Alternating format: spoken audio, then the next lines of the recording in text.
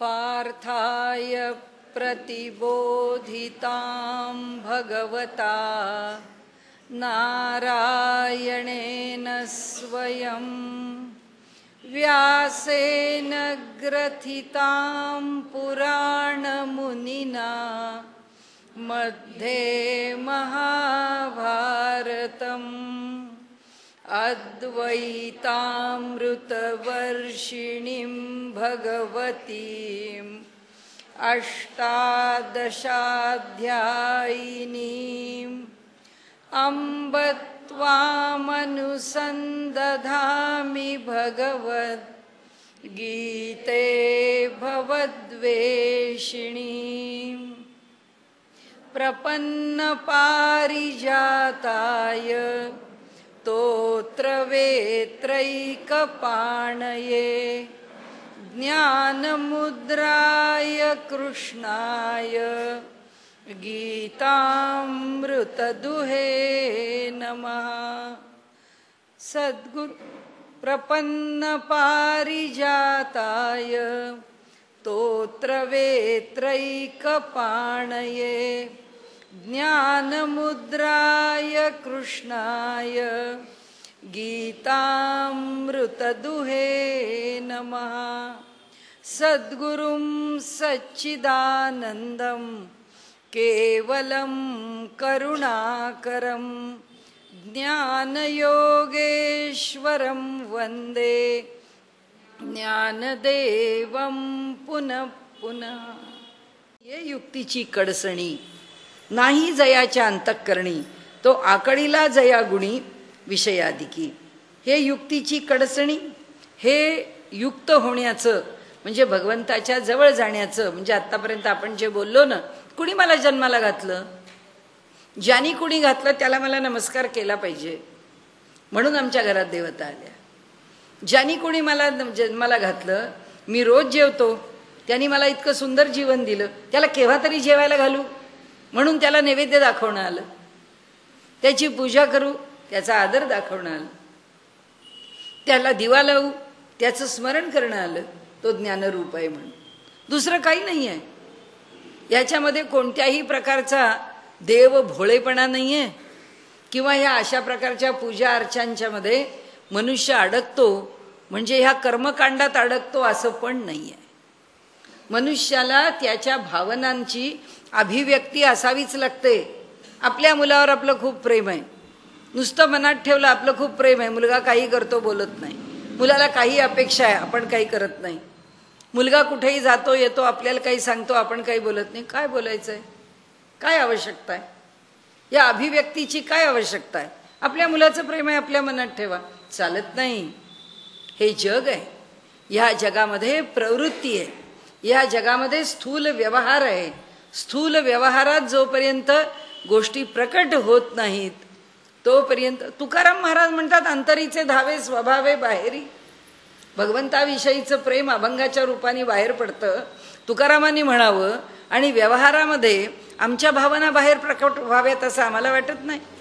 असल्याच पाहिजेत, चांगल्या भावना असल्याच पाहिजेत, उदात्त भावना असल्याच पाहिजेत, त्या निर्माण झाल्या पाहिजेत, पुढच्या पिढीमध्ये त्या निर्माण केल्या पाहिजेत, त्या त्यांच्याकडे रुजवल्या पाहिजेत, त्या वाढवल्या पाहिजेत, झालंच पाहिजे। भगवंत इथे सांगतात की अहो ह्या युक्तीची कडसणी, ह्या जोडले जाण्याच्या विषयीच्या विचाराचं मंथन, त्या मंथनाचा निर्णय नाही जयाचा अंतःकरणी, ज्याच्या अंतःकरणात हा निर्माणच होत नाही, तर तो आकळीला जाण गुणी विषयाधिकी। मग आता काय होतं म्हणाले, तो आकळीला जाण गुणी, तो या विषयाधिकांच्या ठिकाणी ज्या प्रकारे गुरफटला अडकला जातो, तया स्थिर बुद्धी पार्था काही नाही सर्वथा, आणि स्थैर्याची आस्था तेही नुपजे। त्याला त्या स्थिर बुद्धीच्या विषयी, तया स्थिर बुद्धी पार्था काही नाही सर्वथा, त्याला असं वाटतच नाही की अशी बुद्धी कुठेतरी स्थिर व्हावी। आम्हाला कौतुक का मोदींचं, कारण भारताला स्वातंत्र्य मिळून 60 वर्ष झाली, इतके पंतप्रधान झाले, पण संसदेमध्ये शिरताना संसदेच्या पायरीला नमस्कार करणारा पहिला पंतप्रधान आहे। ही भावना आहे, ही श्रद्धा आहे, की जे कार्य मला करायचं आहे ते कार्य नुसतं बुद्धीने होत नाही. त्या बुद्धीच्या कार्याला श्रद्धा हे अधिष्ठान आहे. आणि ज्याच्या बुद्धीला श्रद्धेचं अधिष्ठान आहे त्याची बुद्धी योग्य निर्णयाकडेच जाते. ते म्हणतात इथे याला वाटतच नाही तया स्थिरबुद्धी प्रार्था काही नाही सर्वथा. त्याला वाटतं करायची आहे काय ती बुद्धी घेऊन, तुम्ही काय सांगता आम्हाला, बुद्धी अशी असली पाहिजे. आणि स्थैर्याची आस्था तेही नुपजे. आणि त्या स्थैर्याविषयी तो म्हणतो आम्हाला आस्था, आम्ही जसे आहोत तसे आहोत. आमच्या मनात ज्यावेळी जे येतं ते आम्ही करतो, आम्हाला वाटतं तसा आम्ही व्यवहार करतो, आम्हाला तुम्ही काही सांगू नका. म्हणाले निश्चलत्वाची भावना, निश्चलत्व त्याच्या ठिकाणी येत नाही, त्याची भावना म्हणजे श्रद्धा. जरी नव्हेची देखे मना, जर मनाने ती पाहिली नाही तरी शांती केवी अर्जुना आपू होय, त्याला शांतता मिळणारच नाही. आणि म्हणून ते म्हणतात आणि जेथ शांतीचा जिव्हाळा नाही तेथ सुख विसरवणी न रिगे काही.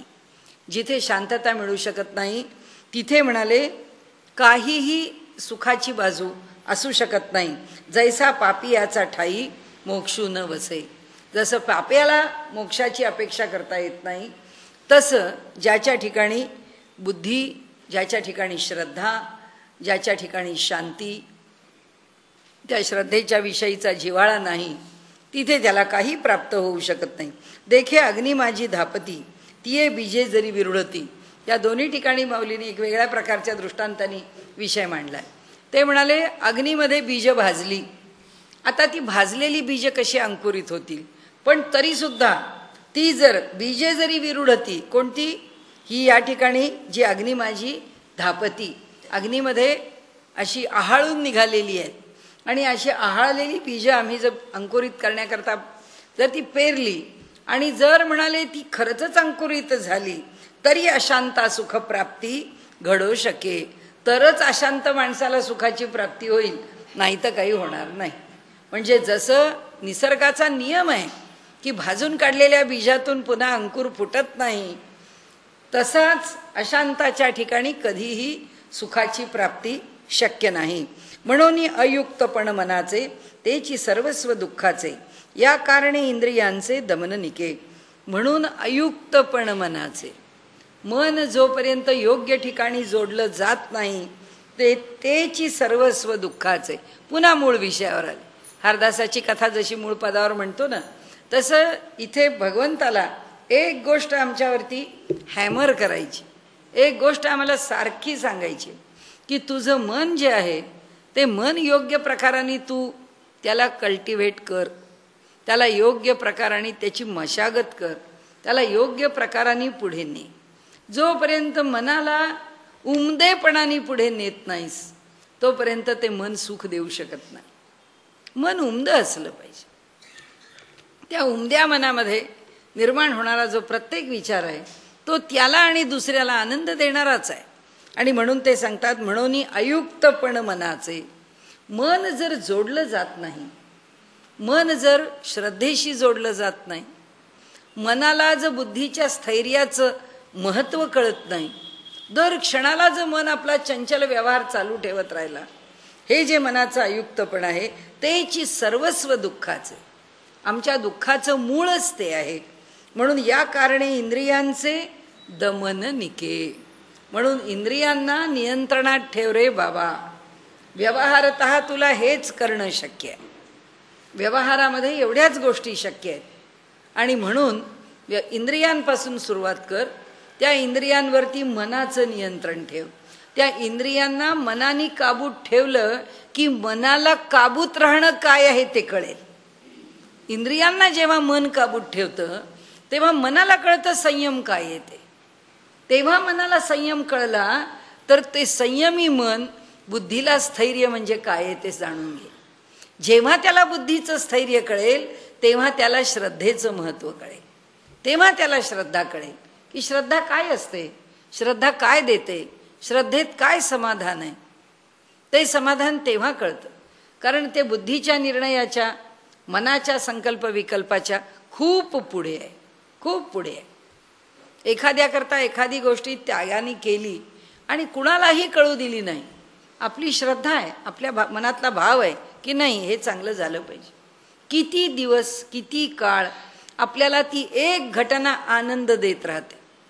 लोक म्हणतात अहो काही केलं की माणसं सांगतात, लोकांना कौतुक म्हणून सांगायला जात नाहीत. त्यांना जो आनंद मिळतो ना तो आत राहत नाही. म्हणून माणूस अहो मी ना तेवढी मदत केली पण काय मला बरं वाटलं तुम्हाला सांगते, त्याला माझ्या त्या देण्याचा फायदा झाला. मला असं वाटलं की खरंच आपण काहीतरी करून समाधान झालं. माणूस जेव्हा 4 लोकांना आपल्या मनातली गोष्ट सांगत सुटतो तेव्हा त्याला त्याचा मोठेपणा सांगायचा असतो असं आपण समजू नये. आपण असं समजावं की त्याच्या मनाला मिळालेला जो आनंद आहे तो आनंद त्याला वाटायचा आहे, तो आनंद त्याला आमच्याबरोबर द्विगुणित करायचा आहे, शतगुणित करायचा, म्हणून तो आम्हाला सांगतोय. मनातल्या मनात आनंदाला ठेवून तो आनंद पचवता येण्याकरता संत व्हावं लागतं. फार अवघड आहे. आनंदाला सुद्धा आतल्या आत पचवणं अवघड आहे, कारण त्याची परिणती ही ईश्वरी आनंदात झाल्याशिवाय तो आनंद आम्हाला पुढे जाऊ देत नाही, आम्ही अडकतो त्याच्यामध्ये. असो, म्हणून ते म्हणतात इंद्रियांचं दमन करणं आवश्यक आहे. इंद्रियाणाम ही चरताम यन्मनोनुविधीयते तदस्य हरती प्रज्ञाम वायुर्नाव मिवांभसी. नाव अंभसी, अंभसी पाण्यामध्ये असणारी नाव. आता तिला वायू कुठेही घेऊन जाईल, पण माऊलींनी खाली असं म्हटलं. आता याचा अर्थ असा की इंद्रिय स्वैरपणाने आपल्या मार्गाने चालत राहतात.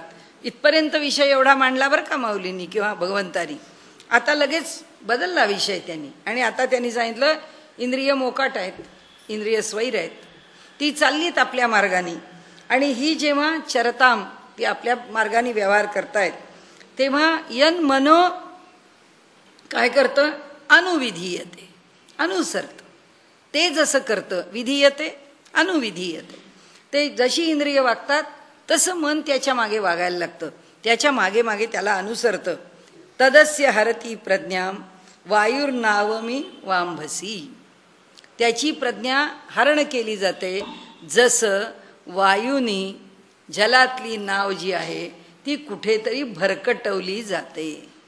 म्हणजे किती वेळा भगवंतानी सांगावं की मना त्या इंद्रियांच्या मागे जाऊ नको, ती इंद्रिय तुला नाचवतील. या इथे आत्ता जे चाललं आहे सांगतायत लक्षणं स्थितप्रज्ञ पुरुषाची, आणि दोन्ही बाजूनी आपल्याला उपदेश करतायत की त्याच्या बाबतीत कसं असतं की लगेच सांगतात तुम्ही असं करू नका म्हणजे तुम्हाला त्याचा लाभ होईल. या इंद्रिये जे जे म्हणती ते तेची जे पुरुष करीती ते तरलेची न तरती विषय सिंधू. आता मी म्हणणारे साधन मार्गावरती पुष्कळ मोठा टप्पा ओलांडून पुढे गेलेले, ज्यांना महाराज म्हणून महंती प्राप्त झाली आहे, असे आपापले आश्रम थाटून बसलेले, काही ना काही योगसिद्धीच्या बळावरती स्वतःचं मोठेपण सिद्ध केलेले असे अनेक पुरुष आहेत, जे इंद्रिये जे जे म्हणती ते तेची पुरुष करीती ते तरलेची न तरती विषय सिंधू. ज्यांना असं वाटतं आम्ही तरलो. फार सुंदर आमची एक हरदासी कथा आहे. पुष्कळ मागच्या काळात एक मनुष्य असतो, तो बहुरूपी असतो. एका राजाच्या राज्यामध्ये असलेला बहुरूपी आहे. त्या बहुरूप्याला असं वाटतं आपण घोड्यावर बसून प्रवास करावा. तर त्या राजाचा नियम असा असतो, आपल्या राज्यातल्या त्याच व्यक्तीला घोडा मिळेल जो राजा देईल, आणि ते सुद्धा एकतर योग्याला नाहीतर वीरपुरुषाला. या दोघांनाच फक्त घोडा मिळणार असतो. तर या बहुरूप्याला घोड्यावर बसून प्रवास करायचा. आता याला कसा मिळेल? हा म्हणाला आपण हे शूर पुरुष होणं काही सोपं नाही आहे, आपण आपले योगी होऊ. एका योग्याच्याकडे गेला, 12 वर्ष योग्याकडे राहिला आणि त्यांची सेवा केली. ते म्हणाले फार मनोभावे सेवा केलीस रे बाबा तू माझी, तुला काय पाहिजे? तो म्हणला मला समाधी लावता आली पाहिजे, मला फार काळ आता तुम्ही घेऊ नका माझा, मला एकदम शॉर्टकटमध्ये समाधी सांगा. ठीक आहे म्हणाले, तुला समाधी सांग. त्याप्रमाणे त्यांनी त्याला अटकल सांगितली की समाधी कशी लावायची. त्यांनी ते शिकून घेतलं. तो थेट तिथून निघाला, ते राजाकडे आला. राजाला म्हणाला की राजा मला समाधी लावता येते, मी योगी झालेलो आहे, मला घोडा दे. राजा म्हणाला समाधी लावून दाखव. त्या योग्यानी त्याला सांगितलं इतक्या घाईनी जाऊ नकोस, तुला समाधी कशी लावायची हे मी दाखवलं असलं तरी त्याचं तंत्र तुला अजून शिकवून पूर्ण झालेलं नाही आहे. तू ते तंत्र सोडून का निघून चालला? याला धीरच नाही. हा आला राजाच्या इथे. आल्यावर त्यांनी राजाच्या समोर लावली समाधी. समाधी लावली आता उतरवता कुठे येते? ती उतरली तर घोडा घ्यायचा. आता हा जो समाधीत बसला त्या राजाने पुष्कळ वर्ष राज्य केलं, त्या राजाचा मृत्यू झाला, ते राज्य लयाला गेलं, दीर्घ काळ निघून गेला, त्या सगळ्या भूभागावरती जंगल निर्माण झालं, रामावतार झाला, त्रेतायुग आलं. त्या त्रेतायुगामध्ये त्या सगळ्या रानाची जंगलाची मशागत करून त्या ठिकाणी वस्ती उभी करायची असं म्हणून त्या ठिकाणी मशागतीला सुरुवात झाली. ती मशागत सुरू झाली त्याबरोबर त्या नांगराच्या फळाला रक्त लागलं. रक्त लागल्यावर त्या माणसाला वाटलं काय आहे बुवा. त्यांनी ती सगळी माती बाजूला करून झाडं झुडपं बाजूला करून पाहिलं तर आत एक योगी बसलाय. आता योगी बसला म्हणल्यावर तो निघाला रस्त्यावरनं पळतच की इथं केवढा मोठा योगी आहे, जमिनीमध्ये पुरून घेतलाय, त्याच्यामध्ये बसून योग साधना करतोय, किती जुना आहे माहीत नाही. कळल्याबरोबर फुलवाले आले, फळवाले आले, आपले आपले सगळे प्रसाद घेऊन म्हणाले बत्तासे, शेंगादाणे, फुटाणे सगळे विकायला सुरुवात. आता एवढ्या लोकांची विक्री, वस्तू, फळं, आता ते गोळा करायला कोणीतरी पाहिजे. एक पुजारी आला आणि त्या सगळ्यांनी सुरुवात केली या योगी महाराजांची. योगी महाराज की जय, योगी महाराज की जय. मग लोक आले, त्याला आपले कुंकू लावतायत, हार घालतायत, हे करतायत, त्याला वस्त्र घालतायत, त्याला फळं देत आहेत. पुजारी आपले सगळं काढून घेत आहेत. एक माणूस असिस्टंट ठेवून दिला आपलं सगळं सामान गोळा करायला. चालले तोपर्यंत रामापर्यंत खबर गेली आणि त्यांनी सांगितलं की रामराजे फार कोणीतरी जुना योगी आहे इथे. रामाने सांगितलं मला काय कळतंय, ज्या माझ्या गुरूंनी मला उपदेश केला योगाचा, जो आज आमच्या पुढे योग वासिष्ठ नावाने प्रसिद्ध आहे, तर वसिष्ठ महामुनींना बोलवतो आणि त्यांना सांगतो. वसिष्ठ महामुनी आले तिथे. अरे म्हणाले हा फार जुन्या काळापासून बसला आहे, हा कोणी योगी नाही आहे. आता ते अंतर्ज्ञानी पुरुष आहेत आणि योगमार्गामधले इतके श्रेष्ठ अधिकारी आहेत. त्यांनी पाहिलं आणि त्यांनी सांगितलं की म्हणाले अहो हा कोणी योगी नाही, हा एक बहुरूपी आहे आणि ह्या बहुरूप्याला एक घोडा पाहिजे होता आणि म्हणून तो समाधी शिकायला गेला. पण समाधी लावायची कशी आणि समाधी उतरवायची कशी ह्या दोन गोष्टी शिकला नाही. समाधी लावून बसला, तो समाधीच लावून बसलेला आहे. आता ह्याची समाधी उतरवली आपल्याला पाहिजे. त्याबरोबर रामरायांनी सांगितलं की अहो उतरवा, त्यांची समाधी उतरवा. त्याबरोबर त्यांनी त्यांच्या भ्रूमध्यामध्ये स्पर्श केला वसिष्ठ महामुनींनी आणि त्यांची समाधी उतरवली. उतरवल्याबरोबर पहिलं वाक्य काय, राजा दे मला घोडा. दीर्घ कालपर्यंत समाधी लावून सुद्धा राहिलेली वृत्ती कोणती, तर राजा दे मला घोडा. त्यामुळे इथे त्यांनी जे सांगितलंय ना की खूप मोठं साधन केलं. त्यांना असं वाटलं आम्ही साधन करून तरुण पुढे निघून गेलो. ही कथा आहे ना, ही कथा रामरायांना सुद्धा माहिती नाही आणि वसिष्ठांना सुद्धा माहिती नाही, पण आम्हाला माहिती आहे. आमच्या कथेकऱ्यांना माहिती आहे. तर इथे त्यांनी जे म्हटलंय ना ते असं सांगितलंय आपल्याला की म्हणाले ज्यांना असं वाटतं की आपण तरुण निघून गेलो, आता आपल्याला या जगामध्ये जिंकण्यासारखं काही राहिलं नाही, त्यांना सुद्धा विषय पुन्हा मागे बोलावून अडकवतात. ते काही सुटलेले नसतात. ते तरलेची न तरती, ते तरले नाहीत. म्हणाले विषय सिंधू, हा विषयाचा सिंधू कुणी तारला, कोण तरुण गेला नाही गेला. म्हणाले विषय सिंधू तरुण जैसी नाव थडीये ठाकीता. माऊली पुढे जात आहेत, भगवंताच्या पुढे आहेत. भगवंत म्हणतात जलात असलेली नाव, माऊली म्हणतात नको, जलात सुद्धा नको, किनाऱ्याला लावली आहे म्हणून थडीये. म्हणून ती जैसी नाव थडीये ठाकीता, किनाऱ्याला लावलेली नाव आहे. जरी वरपडी होय दुर्वाता. म्हणाले त्याच्यावर काय झालं की तिकडे पुष्कळ मोठं वादळासारखं वावटळीसारखं आलं तरी चुकलाही मागवता अपावो पावे. जरी बाजूला आहे, किनाऱ्याला लागला आहे, तरी सुद्धा त्या नावेचा काही ना काहीतरी भाग निखळल्याशिवाय किंवा त्या नावेचं नुकसान झाल्याशिवाय राहत नाही. ती नाव नष्ट होऊ शकते, जलात बुडू शकते, तुटू शकते. म्हणाले तैसी प्राप्ते ही पुरुषे. त्याच प्रकाराने ज्यांना काही प्राप्त झालं आहे असे जे पुरुष आहेत, इंद्रिये लाळिली जरी कौतुके, त्यांनी थोडे जरी इंद्रियांचे लाड करायला सुरुवात केली तरी आक्रमीला देख दुःखे सांसारिके. पडला पुन्हा प्रपंचाच्या अडचणीमध्ये.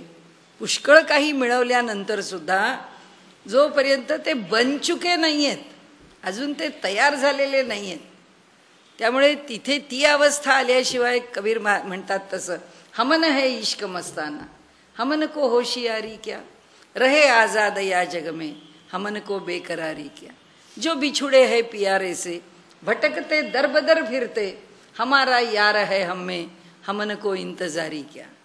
ते म्हणाले, अहो आम्हाला तुम्ही काय सांगता, त्या भगवंताला हृदयाशी आम्ही इतकं सुदृढ धरलेलं आहे की दुसरं काही आमच्यापर्यंत येऊ शकत. हेच गीतेनी आत्तापर्यंत कालपासून आपल्याला सांगितलं की भगवंताला हृदयात भगवंत म्हणतो, मला म्हणजे युक्त हो, आसित मत परहा, फक्त माझ्या ठिकाणी राहा, एकच चैतन्य या जगामध्ये, आत्मानात्म विचार एवढाच कर की तुझं अधिष्ठान मी असू दे, बस. तुला काय काळजी आहे, करूच नकोस काळजी. ते पुढे सांगतात आपल्याला की तस्माद यस्य महाबाहो निगृहीतानि सर्वशः इंद्रियाणि इंद्रियार्थे भ्यस्तस्य प्रज्ञा प्रतिष्ठिता. इंद्रियाणि इंद्रियार्थेभ्य भ्यः किंवा भ्यस्तस्य प्रज्ञा प्रतिष्ठिता. म्हणाले तस्माद, आता म्हणून हे सगळं वरचं तुम्हाला सांगितलं आत्तापर्यंत. म्हणून यस्य महाबाहो, हे महाबाहो म्हणजे हे भुजबळ. या ठिकाणी त्यांनी आपल्याला सांगितलंय की ज्याच्या बाहूमध्ये बल आहे, असे कुठे गेलात तुम्ही, काय झालं अर्जुना, तुझं असं कसं झालं, तू असा का संभ्रमित झालास, तुझी ही का परिस्थिती. यस्य महाबाहो, बलवान आहेस म्हणाले, पराक्रमी आहेस तू. तस्माद यस्य महाबाहो निगृहीतानि सर्वशः, ज्यांनी आपली इंद्रिय जी आहे ती पूर्णपणे आवरलेली आहेत. इंद्रियाणि इंद्रियार्थेभ्यः तस्य प्रज्ञा प्रतिष्ठिता. इंद्रियांच्या ज्या विषयांच्याकडे इंद्रियांना कार्य करावं लागतं, ते सगळं कार्य होत असलं तरीसुद्धा ज्यांनी आपल्या इंद्रियांना पूर्णपणे नियंत्रणात ठेवलेलं आहे, अशा प्रकारे सर्वशः सर्वंकषपणाने सर्व अंगानी ज्याला नियंत्रणात ठेवलेलं आहे, त्यांना आवरलेलं आहे, अशाची प्रज्ञा प्रतिष्ठित आहे. नाही कोण ते वर दाखवलेत 2 श्लोकामध्ये. आत्ता मध्येच त्यांनी आपल्याला मधनं एक झटके दिलेले आहे की त्यांनी सांगितलेले, हां बघा हे असं आहे, तुम्हाला जरा ऐकताना सगळं गोड गोड गोड वाटतं आहे, तो जो ज्याच्या ठिकाणी प्रज्ञा प्रतिष्ठित आहे किंवा जो सम्यक भावाला प्राप्त झालेला आहे, असा जो योगी आहे, असा जो पुरुष आहे, त्याचं काय असतं की म्हणजे कुठलेही विषय हे जोपर्यंत आपल्यापर्यंत येत नाहीत तोपर्यंत लांबून लांबून असं ऐकायला खूप गोड गोड गोड कथा खूप चांगली वाटते. पण जेव्हा आपल्याला एखादा झटका दिला की मग आपल्याला कळायला लागतं की अरे, खडबडून जागे होतो. भगवंत मधनं आपल्याला जागं करतो. त्यांनी आपल्याला जागं केलं. आता पुन्हा सांगितलं की ज्याची प्रज्ञा प्रतिष्ठित होते त्याची इंद्रिय आवरलेलीच आहेत. हो, तुम्ही कशाला सांगता ती पाण्यातली नाव का किनाऱ्यावरची नाव, त्याला काही फरक पडत नाही. म्हणून आपुली आपण पेया, जरी ये इंद्रिये येती आया, तरी अधिक काही धनंजया सार्थका असे. किती महत्व आहे बघा. एकदा देह धारण केला की इंद्रियांचा रोल केवढा महत्वाचा आहे, प्राईम रोल आहे त्यांचा आमच्या जीवनामध्ये.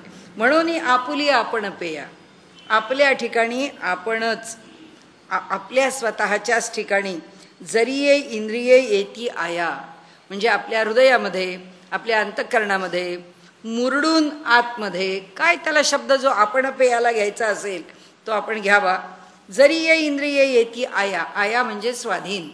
जेव्हा इंद्रिय आमच्या ठिकाणी स्वाधीन होण्याकरता येतात तरी अधिक काही धनंजया सार्थक असे. याच्यापेक्षा अर्जुना या जगात काही मिळवायचं आहे? काही मिळवण्यासारखं नाही आहे. धनंजया, ज्याच्या ठिकाणी अशा प्रकारे जय मिळालेला आहे, धनंजय आहे तो. मग तू जे प्राप्त केलंयस अशा धनंजया, वरती भगवंत त्याला महाबाहो म्हणताय की अरे इतका बाहुबली आहेस तू. एवढं असताना सुद्धा तुझ्या ठिकाणी ही इंद्रिय बघ कशी परवड करतात. देखे कूर्म जियापरी, मागचा दृष्टांत पुढे घेतला माऊलींनी.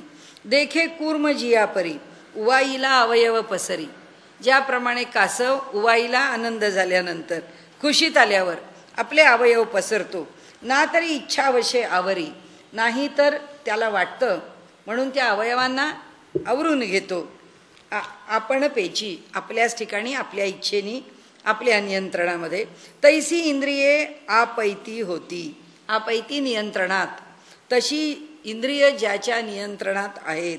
जयाचे म्हणितले करीती, तो जे सांगतो ते इंद्रिय करतात. तयाची प्रज्ञा जाण स्थिती पातली असे, त्याची प्रज्ञा स्थिती म्हणजे स्थिर, त्याची प्रज्ञा स्थिर झाली आहे हे लक्षात घे. आता आणिक एक गहन पूर्णाचे चिन्ह अर्जुना तुझं सांगेन परिसपा. म्हणाले अर्जुना 55व्या श्लोकापासून चाललाय, तुला आपलं सांगतोय की हा कसा स्थितप्रज्ञा असतो. आता म्हणाले जवळजवळ सगळी लक्षणं तुला मी वेगवेगळ्या प्रकारांनी सांगितली, सांगून झाली. आता एकच लक्षण राहिलंय म्हणाले सांगायचं. कोणतं राहिलंय? या निशा सर्व भूतानाम तस्याम जागर्ती संयमी, यस्याम जागर्ती भूतानी सा निशा पश्यतो मुनेहे. ज्या गोष्टी करता सर्व भूतमात्रांना निशा म्हणजे रात्र असते, त्या ठिकाणी हा जो सत्पुरुष आहे, हा जो स्थितप्रज्ञ आहे, तो जागा आहे. आणि ज्या गोष्टी करता हे सगळे जागृत आहेत, सगळं जग सर्व भूतानाम, ही सगळे भूतमात्र ज्याच्याकरता जागृत आहेत तिथे मात्र हा झोपलेला आहे. कारण का? सामान्य मनुष्य हा प्रपंचामध्ये आसक्त आहे, सामान्य मनुष्य हा सुखदुःखामध्ये अडकलेला आहे, सामान्य मनुष्य हा हर्षामर्ष, मान अपमान, सुखदुःख, हवं नको अशा प्रकारच्या द्वंद्वामधून अनेक गोष्टीला प्रसवतो आहे. याला या गोष्टींचं काही सोयरसूतक नाही, याला त्या गोष्टींच्या विषयी काही आकर्षण नाही. म्हणून या निशा सर्व भूतानाम, भूतमात्रांच्या ठिकाणी आपण कुठून आलो, आपण कुठे जाणार, आपल्याला भगवंतानी काळ किती दिला आहे, या काळामध्ये आपण आपल्या जीवनाचं अधिकाधिक सार्थक कसं करावं, आपण अधिकाधिक चांगलेपणाने काय कसं मिळवावं, त्याचे लाभ आपल्याला काय आहेत, नक्की लाभ आहेत का, या कशाचाच विचार तो करत नाही. तो म्हणतो काय अगदी फारच काहीतरी आईवडिलांच्याकडनं आलेले संस्कार असले तर तो म्हणतो अरे बापरे, हे सगळं जे प्रकरण आहे ना ते फार जरा कठीण आहे, आणि त्यामुळे आपला हा जन्म काही याच्याकरता नाही, पुढचा जन्म बघू, असं म्हणून तो या जन्माची सोय करून टाकतो. आणि तो म्हणतो नको, आपल्याला या जन्मात खाओ पिओ मजा करू, ईट ड्रिंक अँड बी मेरी, बस हे आमच्या जीवनाचं सूत्र आहे, ते आम्ही फॉलो करतो, ते आम्हाला आवडतं. आणि म्हणून त्यांनी इथे सांगितलं की असा जो विचार करणारा आहे की ज्यांनी आपल्या बुद्धीला कधी सत्याचं अन्वेषण करण्याची कुठल्याही प्रकारची प्रेरणाच दिलेली नाही, आणि हा मात्र सातत्याने यथार्थ ज्ञानाच्या मागे आहे, हा सातत्याने सत्याच्या मागे आहे. आणि म्हणून ते म्हणतात हा जो कोण आहे हा संयमी. आता बाकीचे सगळे लोक ज्याच्याविषयी जागृत आहेत त्याच्याविषयी याला आकर्षण नाही आहे, ह्याला इतरांच्या सारखं काही मिळवायचं नाही आहे. कारण तो म्हणतो काय आहे, आपण एक फक्त सूत्र लक्षात ठेवायचं, पहिला विवेक आत्मानात्मविवेक, आणि दुसरा विवेक सारासार विवेक. आत्मानात्मविवेक इथे आहे, आपल्याकरता आहे, आतमध्ये आहे, बुद्धीत आहे, आणि सारासार विवेक व्यवहारात आहे. व्यवहार करत असताना या व्यवहारात काय सार आहे काय असार आहे.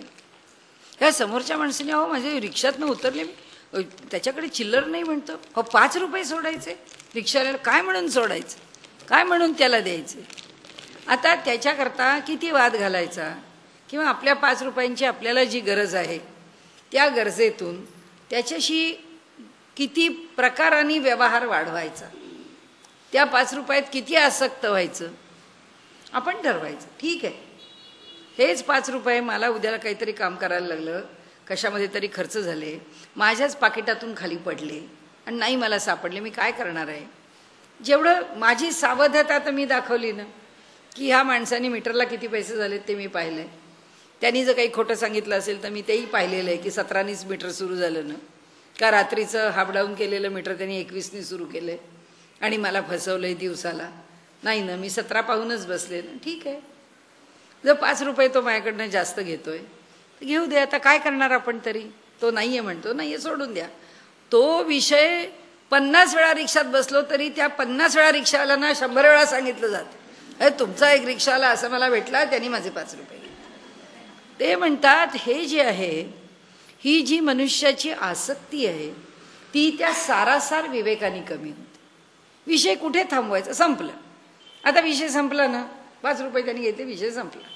आपल्याकडचं चांगल्या चांगल्या म्हणी आहेत, रात गई बात गई, चला विषय संपला, आजचा दिवस संपला, आजच्या दिवसातल्या सगळ्या सुखदुःखाचे हिशोब संपले.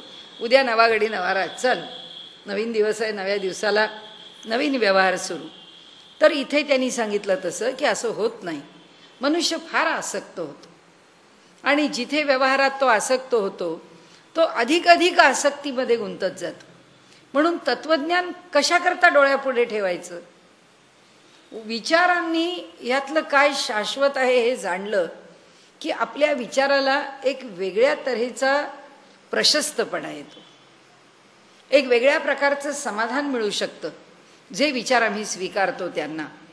आणि व्यवहार करताना सारासार विवेक आम्ही जर जाणून घेतला तर त्या सारासार विवेकाने व्यवहार कुठं सोडायचा, कुठं टाकायचा, कुठं तोडायचा समजतो. मग या ठिकाणी त्याला जास्त पैसे देऊन त्याचा जास्त फायदा होतो आहे, माझा होत नाही, पण मला हा संपवा. ज्याच्या ठिकाणी सारासार विवेक आहे तो त्याचं दुःख नाही करत बसणार. तर आता आपल्याला हा व्यवहार करावा लागला, आतबट्ट्याचा करावा लागला. पुढच्या वेळी व्यवहार करताना आपण सावधानता राखली पाहिजे आणि असा व्यवहार करण्याचा प्रसंग येता कामा नये एवढं पाहिलं पाहिजे. म्हणून या इथे सामान्याला आम्हाला उपदेश काय? पहिला आत्मानात्मविवेक करा, दुसरा सारासार विवेक करा. आणि इथे सिद्धपुरुषाच्या बाबतीत काय आहे? त्याचा विवेक झालेलाच आहे आणि त्यामुळे तो ह्या जगामध्ये त्याच्या मनामध्ये, त्याच्या अंतःकरणामध्ये, त्याच्या बुद्धीमध्ये, त्याच्या श्रद्धेमध्ये गोष्ट पक्की आहे की कुठे त्यांनी अंतःकरण ठेवलेलं आहे किंवा कुठे त्याचं जीवचैतन्य राहिलेलं आहे, स्वस्वरूपी राहिलेला आहे तो, आणि व्यवहाराशी पूर्ण उदासीन आहे. म्हणून ते सांगतात, देखे भूतजात निदेले तेथेची जया पाहिले आणि जीव जेथ चेईले तेथ निद्रितू जो. केवळ भाषांतर केलंय. त्यांनी सांगितलं की जिथे भूतजात झोपलेले आहेत तिथे जो पाहतो आहे आणि जिथे जीव जागे आहेत तिथे तो झोपलेला आहे. तोची तो निरुपाधी, अर्जुना तो स्थिरबुद्धी. निरुपाधी, त्याच्या ठिकाणी कोणत्याही उपाधीनी तो युक्त नाही, त्या कुठलंच बंधन त्याच्यावरती असू शकत नाही, शुद्ध आहे. त्याचं जे जीवचैतन्य आहे ते उपाधिरहित झालेलं आहे. ना अंतःकरणाची उपाधी राहिली आहे आणि ना कुठल्याही प्रकारच्या संग त्याच्या ठिकाणी बांधलेले आहेत. त्यामुळे अर्जुना तो स्थिर बुद्धी, त्याची बुद्धी स्थिर आहे. तोची जाणे निरवधी. निरवधी म्हणजे अमर्याद आहे. तो कसा आहे? त्याला कोणतीच मर्यादा घालता येत नाही. तुकाराम महाराजांनी आपलं वर्णन केलंय, अणुरणिया थोकडा तुका आकाशाय वढा. व्यापकतेने तुकारामाला पाहाल तर आकाश जितकं व्यापक आहे तितकाच तुका व्यापक आहे. आणि तुक्याची सूक्ष्मता पाहायला जाल तर तुका किती सूक्ष्म आहे? अणुरणिया थोकडा. अणुरेणू जितके सूक्ष्म आहेत त्याच्याही पेक्षा तुका थोकडा आहे. इतका लहान आहे, इतका सूक्ष्म आहे. आणि त्यामुळे ते इथे पुढे म्हणतात, तो कसा आहे? अमर्याद आहे. त्याच्यावरती ना सूक्ष्मतेचं आणि ना व्यापकतेचं बंधन घालता येतं. कोणत्याच बंधनात तो अडकत नाही. आपूर्यमाणम अचल प्रतिष्ठम समुद्रमाप प्रविशन्ति यद्वत तद्वत कामायम प्रविशन्ति सर्वे स शांतिमाप्नोति न कामकामी. न कामकामी, जो कामाची कामना करणारा आहे तो यातलं काही मिळवू शकत नाही. काय मिळवू शकत नाही? आपूर्यमाणम अचल प्रतिष्ठम. सर्व बाजूनी समुद्रामध्ये पाणी येऊन मिळत असतं. यावर्षी खूप पाऊस झाला, नद्यांना खूप पूर आले, त्यावेळी नद्या भरपूर पाण्याचे लोट घेऊन समुद्रामध्ये जातात. पण समुद्राचं पाणी कधी? समुद्रमापहा प्रविशन्ति यद्वत. जशा समुद्रामध्ये सगळ्या नद्या येऊन प्रवेश करतात तरीसुद्धा आपूर्यमाण मचल प्रतिष्ठम. समुद्राच्या पातळीमध्ये कधीही बदल होत नाही. समुद्र फुगून आलाय, समुद्राने मर्यादा सोडली आहे, गावाच्या गावं त्यांनी भक्षस्थानी त्याच्या पडली आहेत, नाही होत. असं कधीही होत नाही. समुद्राच्या ठिकाणी कितीही पाणी येऊन, मग सुनामी कशाने येत? समुद्राने नाही येत, वायूनी येत. ही जल महाभूत आहे त्याच्यावरती जेव्हा वायू महाभूत आपला प्रभाव गाजवतं तेव्हा ह्या आपल्या काय आत्ताचं आलेलं हुदहुद तुफान, निलोफर तुफान, जी आलेली सगळी तुफानं आहेत ती कशातून आली? ही सगळी यातून आलेली आहेत, त्या वायूमुळे आलेली तुफान आहेत. आत्ताच्या आत्ता आपण 2 तुफानांना तोंड दिलेलं आहे पाण्याने, पण पाणी त्याच्या गुणधर्माने ह्या गोष्टी करत नाही. पाण्याचा गुणधर्म काय आहे? जलाची पातळी राखणे. काय दृष्टांत घेतला बघा भगवंतानी. कारण हा जो स्थितप्रज्ञ पुरुष आहे त्याची बुद्धी कशी आहे? समभावाला आलेली आहे. आणि पाण्याचा पहिला गुणधर्म काय आहे? पाणी नेहमीच समतल आहे. पाणी कधीच वरखाली नसतं. पाणी नेहमीच त्याची पातळी समान राखतं. हा स्थितप्रज्ञ पुरुष तसा आहे की ह्याची पातळी, ह्याच्या बुद्धीची, ह्याच्या विचारांची, ह्याच्या व्यवहाराची पातळी जी आहे ती नेहमी समतल आहे. समत्वम योग उच्यते. त्याच्या ठिकाणी समत्व भावाला प्रत्येक गोष्ट प्राप्त आहे. तसं ह्या समुद्रामध्ये कितीही पाणी येऊन मिळालं तरी त्याची पातळी बदलत नाही. तसंच म्हणाले तद्वत त्याच्याच प्रमाणे कामायम प्रविशंती. कसे? सर्वे, सर्व कामना या जगामधल्या प्रत्येक गोष्टी त्यांच्यापर्यंत येऊन पोचतात. भारत पारतंत्र्यात होता, भारत स्वातंत्र्यात आहे. भारतामध्ये या अडचणी आहेत, पोचलेल्या आहेत. सामाजिक पातळीवरती अडचणी आहेत, पोचलेल्या आहेत. धार्मिक पातळीवरती अडचणी आहेत, पोचलेल्या आहेत. शैक्षणिक पातळीवर अडचणी आहेत, पोचलेल्या आहेत. कौटुंबिक पातळीवर अडचणी आहेत, पोचलेल्या आहेत.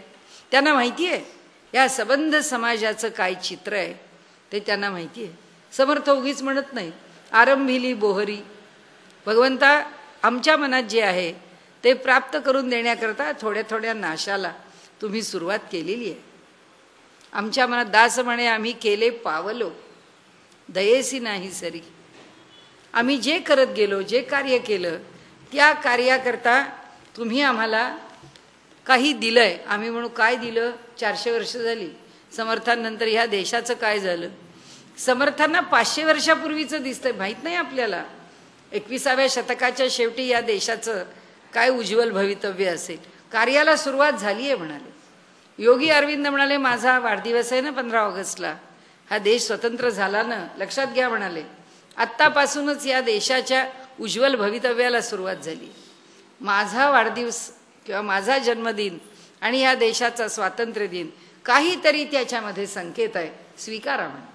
सत्पुरुष आहेत, त्यांना दिसतंय काय आहे पुढे ते. तर इथे ते म्हणतात की सगळ्या प्रकारच्या कामना, सगळ्या प्रकारच्या घटना, सगळ्या प्रकारच्या वृत्ती या त्या सत्पुरुषापर्यंत येऊन पोचतातच, त्याच्यापर्यंत पोचत नाहीत असं नाही. म्हणून तद्वत कामायम प्रविशंती सर्वे स शांती आपनोती. तो काय करतो? त्याला शांती प्राप्त असते. हे काहीही येऊन पडलं. लोक म्हणतात अहो ते तुमचे गुरु आहेत ना, त्यांना विचारा हो ह्याच्यामध्ये कोणता पक्ष निवडून येईल. तुमचे गुरु आहेत ना, त्यांना विचारा हो तो अमुक एक पास होईल का. हे कशा करता? हे माणसाला वाटतं म्हणून. आणि त्याला का वाटतं? त्याला वाटतं ह्यांना सगळं कळतं. आपण काल बोललो तसे त्यांनी आपल्याकडे पाहिलं तरी आपल्याला वाटतं आपल्या सगळ्या पीडा निवारण झाली. त्यांनी आपल्याला नमस्कार आपण केल्यावर पाठ थोपटली की आपल्याला वाटतं त्यांनी मला पूर्ण आशीर्वाद दिला, त्यांनी अगदी मनापासून त्यांची कृपा आहे माझ्यावर. हे सगळं आहे. हे का वाटतं? त्याचं कारण असं की अत्यंत शांततेला प्राप्त झालेला हा स्थितप्रज्ञ पुरुष कोणत्याही कामना त्याला स्पर्शत नाहीत. जेव्हा तो लौकिक व्यवहार करतो त्या व्यवहाराकरता जेव्हा तो डोळे उघडतो, त्या व्यवहाराकरता जेव्हा तो आशीर्वाद देतो, त्या व्यवहाराकरता जेव्हा आम्हाला स्पर्श करतो, त्या व्यवहाराकरता जेव्हा आमच्याशी बोलतो, भेटतो, आम्हाला असं वाटतं या श्रेष्ठ पुरुषाचं हे बोलणं भेटणं म्हणजे काय? प्रसाद आहे. हीच आमच्या जीवनाची प्रसन्नता आहे. आणि त्यांनी इथे सांगितलं हे सगळं कुणाला मिळतं? त्या शांत पुरुषाच्या ठिकाणी सगळं काही आलेलं असतं. सगळ्याला तो सामावून आपल्या ठिकाणी जसाच्या तसा शांत राहिलेला असतो. पण ज्याच्या ठिकाणी कामना आहेत, माझा आश्रम इथे आहे, आता दुसरा आश्रम मला कुठं बांधायचा, दुसरा आश्रम झाला की तिसरा आश्रम कुठे बांधायचा, जो या लौकिकात गुंतला आहे त्याचं वर्णन नाही आहे. तो महंत आहे, तो या जगामध्ये काम करणारा पोस्टमनच आहे. लहानसा पोस्टमन आहे, तो मोठा पोस्टमन आहे. पण तो पोस्टमनला पगार आहे, त्याला बोनस आहे, त्याला पेन्शन आहे, ते सगळं त्याला पाहिजे आहे. तो ते मिळवतो आहे, जे करतो आहे त्याचं फळ मिळवतो आहे. तो म्हणजे सत्पुरुष नव्हे. सत्पुरुषांच्या करता आपल्या महाराष्ट्राला भाग्य आहे. नामदेव आहेत, तुकाराम आहेत, ज्ञानेश्वर आहेत, एकनाथ आहेत, समर्थ आहेत. या तोडीचं व्यक्तिमत्व असेल तर तो संत आहे. या तोडीचं नसेल तर काही त्याचं संतत्व नव्हे. संतत्वाचे गुणच वेगळे, त्याचे निकषच वेगळे. त्यांनी सांगितलं, पार्था आणि काही परी तो जाणू येईल अवधारी, जैशी अक्षोभता सागरी अखंडित. म्हणाले, तुला सांगतो, अनेक अंगानी पाणी येऊन पोचतं, अनेक अंगानी सरिता येऊन मिळते, पण सागरातल्या पाण्यामध्ये क्षोभ झालाय, लाटाच्या लाटा उसळत आहेत, पाणी खूप लांब जाऊन होत नाही. म्हणाले, जरी सरिता ओघ समजतं परिपूर्ण होऊनी मिळतं, तरी अधिक नोहे ईशत. ईशत म्हणजे किंचित सुद्धा, मर्यादा न संडी. कितीही पाणी येऊन पोचलं तिथे तरी सुद्धा किंचितही मर्यादा सागराची ओलांडली जात नाही. ना तरी ग्रीष्मकाळी सरिता शोषुनी जाती समजता, परी न्यून नव्हे पार्था समुद्रू जायचा. पण म्हणाले, उन्हाळ्याच्या दिवसात नद्या आटलेल्या असतात, पुष्कळशा नद्यांचं पाणी आता पोचत सुद्धा नाही. नद्यांवर धरणं आल्यानंतर काय म्हणाले, पाण्याला जायला प्रवाह सुद्धा शिल्लक राहिला नाही. असं असलं तरी सागराची पातळी काही खाली उतरत नाही. म्हणाले, तैसा प्राप्ती रुद्धी सिद्धी तयासी क्षोभू नाही बुद्धी. त्याचप्रमाणे या स्थितप्रज्ञ पुरुषाला, जर समाहित चित्त पुरुषाला जर रुद्धिसिद्धी प्राप्त झाल्या तरी सुद्धा त्याच्या ठिकाणी काही क्षोभ त्याच्या बुद्धीमध्ये काही पालट पडत नाही. आणि न पवता न बाधी अधृती तयाते. धृती धैर्य, अधृती धैर्य सुटणं म्हणजे गडबड होणं, त्याच्या ठिकाणी भ्रांत होणं, हे सगळं प्राप्त. न पवता न बाधी, मिळालं तरी काही होत नाही, ते निघून गेलं तरी त्याच्यामध्ये गडबड निर्माण होत नाही. सांगे सूर्याचा घरी प्रकाशू काय वातीवेरी. म्हणजे सूर्याच्या घरामध्ये प्रकाश पडण्याकरता वाती वळून काय दिवे लावावे लागतात. म्हणाले की न लविजे तरी अंधारी कोंडेल तो. आणि त्याच्या घरात जर दिवे नाही लावले तर तो काय अंधारात बसणार आहे? असं होणार आहे का? म्हणाले कधी, असं कधी होत नाही. त्या रुद्धिसिद्धी आल्या काय आणि गेल्या काय, त्यानी त्याला काहीच फरक पडत नाही. देखे रुद्धिसिद्धी तयापरी आली गेली से न करी. से म्हणजे आठवण, तो आठवण करत नाही. तो विगुंतला असे अंतरी महासुखी. तो म्हणाले, आपल्या अंतःकरणामध्ये तो प्रकर्षाने गुंतलेला आहे, विशेषत्वानी. वी हा प्रत्यय किंवा आपल्याला पाठीमागे लढणारा त्याचे उपपद मागे लागतं. त्यावेळी आपण ह्या वीनी आपण काय काय सुचवतो? निर्गतः सारखंच विगतः, की जे निघून गेलेलं आहे. आणि दुसरं विशेषत्वानी, ज्या ठिकाणी विशेषत्वानी सांगायचं आहे असा पण शब्द आहे. विनोबांनी त्याची पुष्कळ चर्चा केली, आपण केव्हा तरी बघू, कारण आज आपण त्यात पडलो तो वेळ जाईल. त्यांनी एका उपनिषदाच्या संदर्भामध्ये या विशेषत्वानी अर्थ घेऊन त्या उपनिषदाचा अर्थ कसा करावा याची एक चांगली लांबलचक चर्चा केलेली आहे. तसं इथे विगुंतला असे अंतरी महासुखी, पूर्णपणे अंतरंगामध्ये महासुखामध्ये गुंतलेला आहे. जो आपुलेनी नागरपणे, नागरपणे वैभवाने, जो आपल्या ठिकाणच्या वैभवाने इंद्रभुवना ते पाबाळे सेवी. त्याला तुच्छ, पाबाळे तुच्छ समजतो. पाबाळे म्हणे, चुकून बोलले ना, का बरोबर बोलली? हां, इंद्रभुवना ते पाबाळे म्हणे. तो केवी रंजे पालिवणे भिल्लांचेनी. ज्याला आपल्या वैभवामध्ये इंद्रभुवन सुद्धा तुच्छ वाटतं, तो त्या भिल्लाच्या खोपट्याला कशाला आकर्षणामध्ये किंवा त्या खोपट्याला कशाला महत्त्व देईल? तैसा तो केवी रंजे, रंजे म्हणजे त्याच्या अंतःकरणाला मोह पडेल, रंजकता वाटेल, ते प्राप्त व्हावं असं वाटेल. ज्याला इंद्राचं भुवन सुद्धा विशेष वाटत नाही अशा वैभवात तो राहतो आहे, त्याला भिल्लाचं खोपट कोणाला म्हटलंय? या रुद्धिसिद्धींना. ही भिल्लाची खोपट आहेत, त्याला काय वाटणार आहे म्हणाले त्याच्याबद्दल. जो अमृतासी ठी ठेवी, ठी म्हणजे नावं, जो अमृतासी ठी ठेवी तो जैसा कांजी न सेवी. जो अमृताला नावं ठेवतो तो काय कोणाच्या घरी दुधाची कांजी म्हणजे पेज पिणार आहे? तैसा स्वसुखानुभवी न भोगी रुद्धी. त्याचप्रमाणे जो स्वसुखामध्ये निमग्न झालेला आहे, तो काही वृद्धीचा विचार करत नाही, लौकिक वैभवाचा विचार करत नाही. पार्था नवल हे पायी जेथ स्वर्ग सुख लेखनीय नाही, ज्याच्या खिसगणतीत पण नाही, ज्याला स्वर्ग सुखाचं काहीच आकर्षण नाही, ते तर वृद्धिसिद्धी काही प्राकृता होती. अरे म्हणाले, जिथे स्वर्गसुखच त्याला नको वाटतं, त्याला या इथल्या वृद्धिसिद्धी घेऊन काय करायचं आहे. म्हणून विहाय कामान्य सर्वान पुमांश्चरती निस्पृहा निर्ममो निरहंकार स शांतीम अधिगच्छती. विहाय कामान्य आपल्याकडच्या असणाऱ्या कामनांचा त्याग करून सर्वान पुमांश्चरती निस्पृह हा सर्व कामनांचा त्याग करून हा जो पुमान, हा जो पुरुष आहे स्थितप्रज्ञ, हा काय करतो? चरती, व्यवहार करतो. त्याचे गुण सांगितले. कोणता? एक निस्पृह, दुसरा निर्मम आणि तिसरा निरहंकार. निस्पृह हा, निर्ममो निरंकार हा असा व्यवहार जो करतो तो काय होतो? स शांतीम अधिगच्छती, त्याला शांतता प्राप्त होते.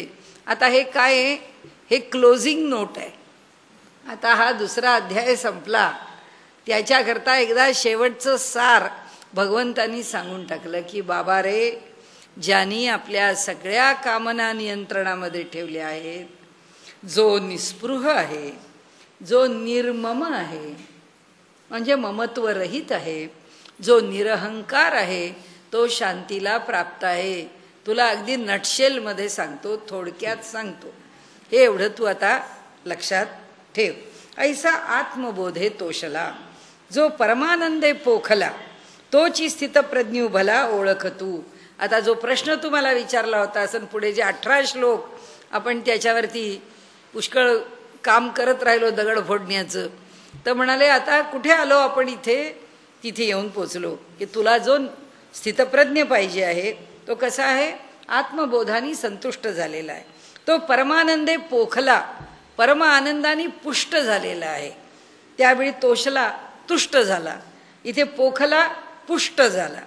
तोची स्थितप्रज्ञ भला, तोच स्थितप्रज्ञ आहे, ओळख तू. त्यालाच तू स्थितप्रज्ञ समज. कुणाला? निस्पृहाला, ममत्वरहित जो आहे अशाला, आणि जो निरहंकार आहे अशाला. तो अहंकारा ते दंडुनी, अहंकाराचं दंडन करून म्हणजे दमन करून, सकळ कामू सांडुनी, काही त्याच्यामध्ये आपल्याला बघण्याची आवश्यकताच नाही. विचारे विश्व होऊन, विचारे विश्व होऊन संचार काय करतो? हे विश्वची माझे घर, ऐसी मती जयाची स्थिर, किंबहुना चराचर आपणची जाहला. माऊली म्हणते काय माझं आहे? मी सगळ्या विश्वात भरून राहिलेलो. कसा विचरण करतो? विचारे विश्व होऊन, विश्वची माझी, विश्वामध्येच, विश्वात विश्व होऊन संचार करतो. आता ही सगळी लक्षणं म्हणाले सांगून झाली, सगळ्यात शेवटी सांगून झालं की हे विश्व आणि तो स्थितप्रज्ञ यात काही भेद नाही, यात काही वेगळेपण नाही. या विश्वातला प्रत्येक कण कण म्हणजे तो स्थितप्रज्ञ आहे. आणि मग आता पुढे म्हणतात शेवटचा श्लोकाला, एषा ब्राह्मी स्थिती पार्थ नैनाम प्राप्य विमुह्यती. स्थित्वा, बरोबर वाचते ना, स्थित्वा स्याम अंतकालेपी ब्रह्मनिर्वाण मृच्छती. म्हणाले ही पार्था ब्राह्मी स्थिती आहे. असं ही सर्वात शेवटची स्थिती आहे. जे प्राप्त करायचं आहे, जे गंतव्य आहे, जिथे जाऊन पोचायचं आहे, ती ही स्थिती आहे. नैनाम येनाम प्राप्य, न येनाम प्राप्य विमुह्यती. या स्थितीला जो जाऊन पोचतो तिथून खाली उतरणं नाही, तिथून घसरण नाही आहे. त्याच्या आधीपर्यंत घसरण आहे, मनुष्य कुठूनही खाली पडेल, पण या स्थितीवरून तो आता न विचाल्यते, गुरुणामापी न विचाल्यते, तो अजिबात त्या स्थानावरून खाली उतरत नाही. आता इथे काय झालं? स्थित्वास्याम अंतकालेपी. आता ही जीवनामध्ये जगतानाची स्थिती, त्याचा जेव्हा अंतकाल येतो तेव्हा काय होतं त्याचं स्पष्टीकरण देऊन टाकलं की जन्मभर हा स्थितप्रज्ञ या स्थितीत राहिला, अंतकाल मोठा अवघड आहे, अंतकाली व्याकुळता आहे. मग ह्याचं काय होतं? काही होत नाही म्हणाल. याला व्याकुळता येतच नाही, याच्या ठिकाणी व्याकुळ व्हावंच लागत नाही. स्थित्वास्याम अंतकालेपी.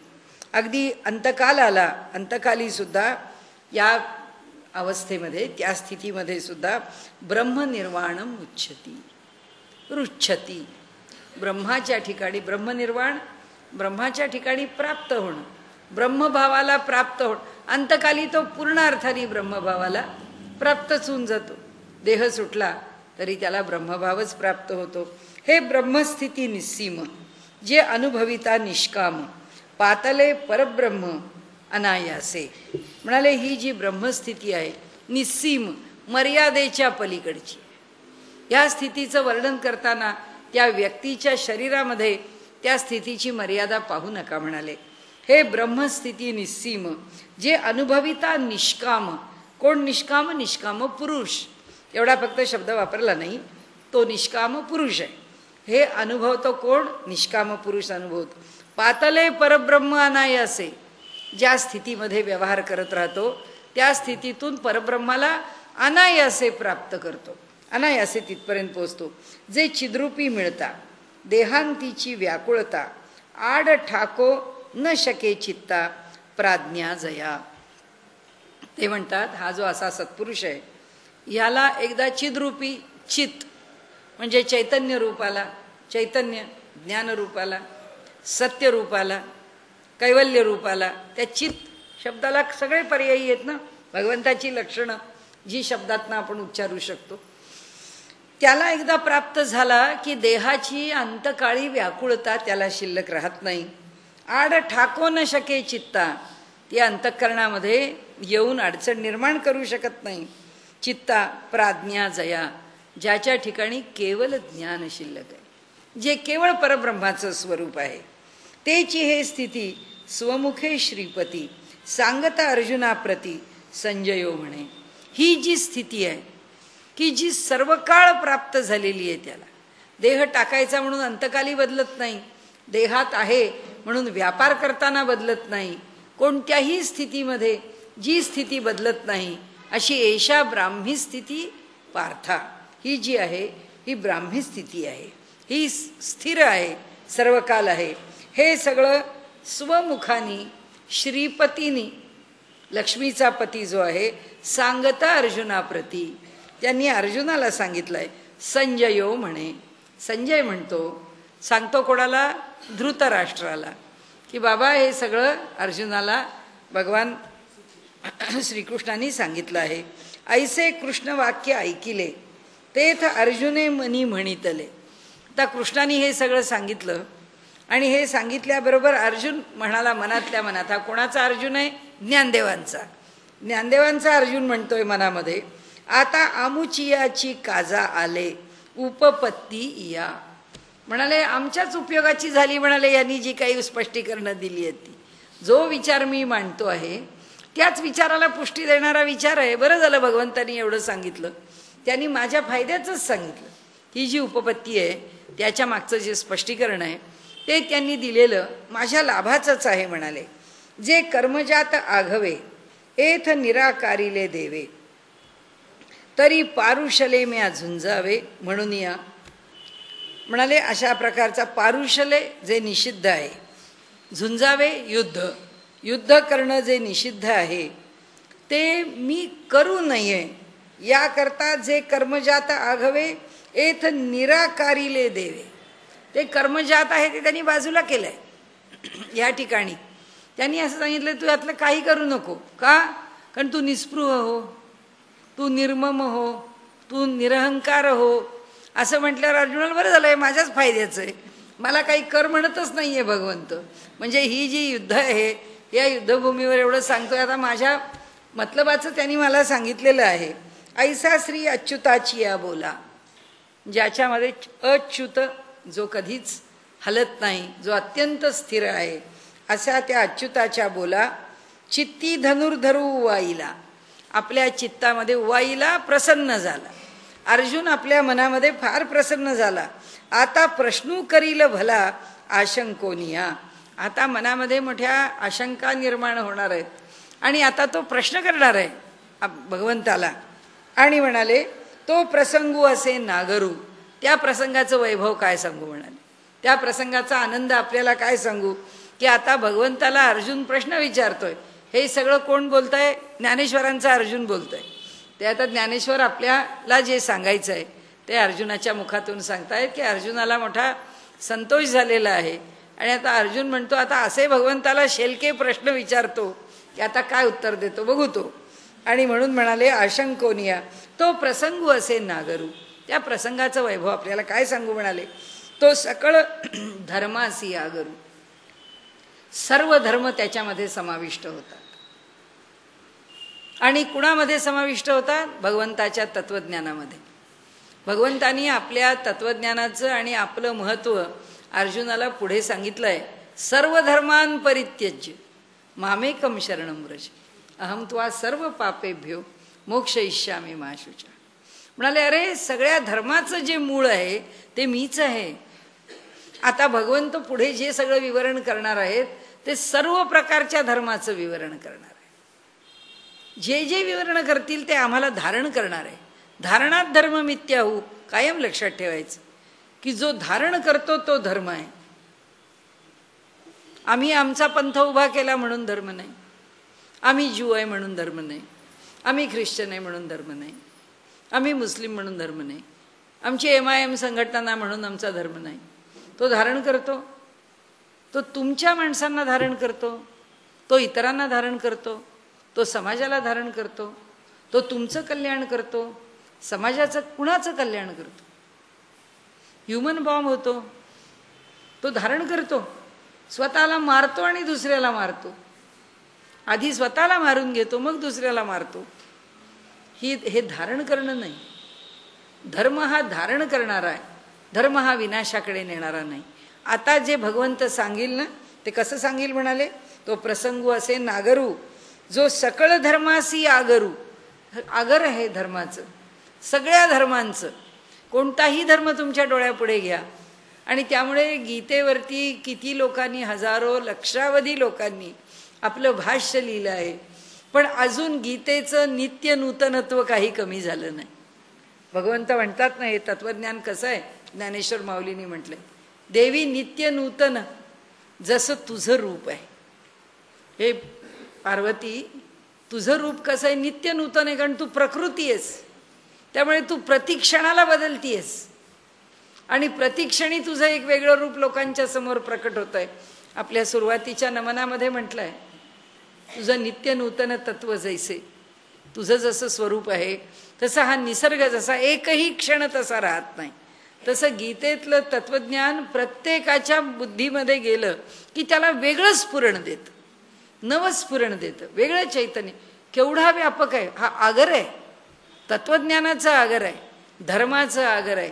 धारण करणाऱ्यांच्यामध्ये श्रेष्ठ असा धर्म आहे. म्हणाले की विवेकामृत सागरू, का विवेकाच्या अमृताचा हा सागर आहे. विवेक कोणता? सर्व प्रकारचा. धर्म अधर्म, न्याय अन्याय, योग्य अयोग्य, यथार्थ अयथार्थ, नंतर शाश्वत अशाश्वत, सर्व प्रकारचे विवेक आहेत. त्या सर्व प्रकारच्या विवेकांचा आगर आहे. आणि म्हणाले प्रांतहीनू, ज्याला मर्यादा नाही. त्या विवेकाच्या सागराला मर्यादा नाही आहे म्हणून तो प्रांतहीनू आहे. आणि खरंच त्याला मर्यादा नाही, त्यामुळे जगभरामध्ये मान्यता पावलेला ग्रंथ आहे. अमेरिकेसारख्या देशामध्ये इमर्सनसारख्या तत्ववेत्यांनी सुद्धा म्हटलंय की अमेरिकेने प्रशस्त भूमिका स्वीकारावी. हा सल्ला माझ्याकडून अमेरिकेला देणारा तत्ववेत्ता मी. कशातून, कोणत्या स्फुरणातून हे सांगता झालो? भगवद्गीता. गीतेने मला प्रशस्त पाया काय आहे ते शिकवलं आहे. आणि म्हणून खरोखरच शब्दाच्या बाजूनी सुद्धा विचार केला तर प्रांतहीनूच आहे. कुठल्याही प्रकारे प्रांताची हीनता किंवा मर्यादा त्याला ग्रासू शकत नाही. हे तत्वज्ञान देशकालाच्या अतीत आहे. जो आपण सर्वज्ञ नाथू, निरूपिता होईल श्री अनंतू. जो सर्वज्ञ नाथ आहे, सर्व काही जाणणारा असा हा नाथ आहे. निरूपिता होईल श्री अनंतू, निरूपण करणारा लक्ष्मीचा पती हा अनंत आहे. आणि म्हणून आपण ते याचं व्रत करतो ना, अनंताचं. त्या व्रतामध्ये त्याचं तेच नाव आहे की तो अनंत आहे. पण तो श्री अनंत आहे.